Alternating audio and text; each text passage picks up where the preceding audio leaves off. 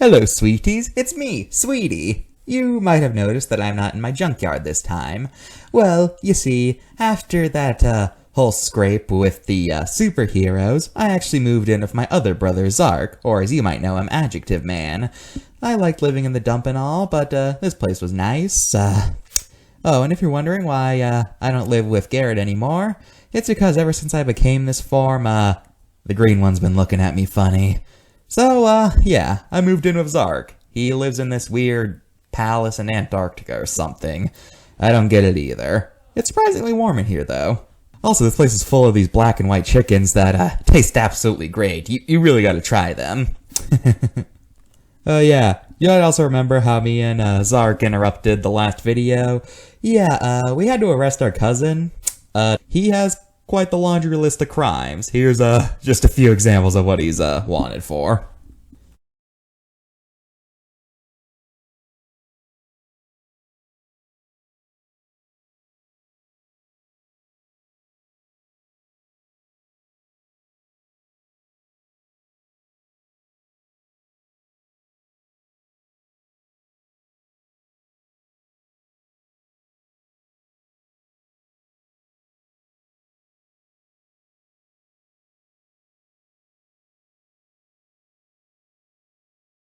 Yeah. Oh well, welcome to another edition of my ant discussion show. Today's ant and subject is the bulldog ant. Bulldog ants are ants belonging to the Myrmecea genus, native to Australia. They have extra long pinchers as well as stingers. They got the name bulldog ant thanks to the fact that when they bite, they tend to stick on you, like apparently bulldogs do. However, the main thing that makes bulldog ants interesting is just how unlike other ants they are. See, most people know ants live in colonies led by a queen who's the only one who mate and are creatures that are pretty much a hive mind. But bulldog ants don't play by those rules. They still live in groups, yes, but they're a lot more independent than other ants. They don't share their food, they just find food and then keep it to themselves. Well, not fully, I mean. They're still ants, so they're still small, but you know what I mean.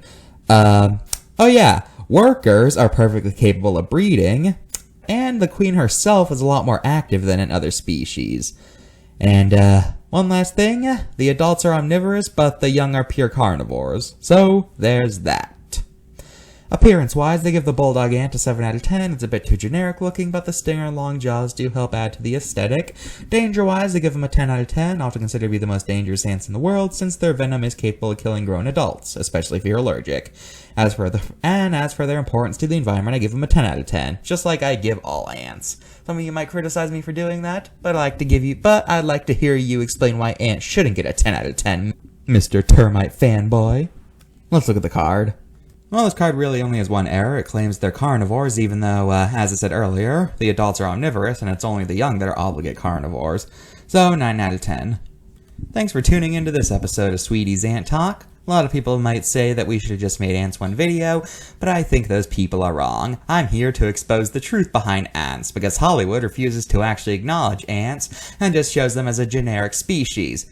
Thank you, Pixar, DreamWorks, whatever company made Ant Bully, you guys are part of the problem. So, way to go.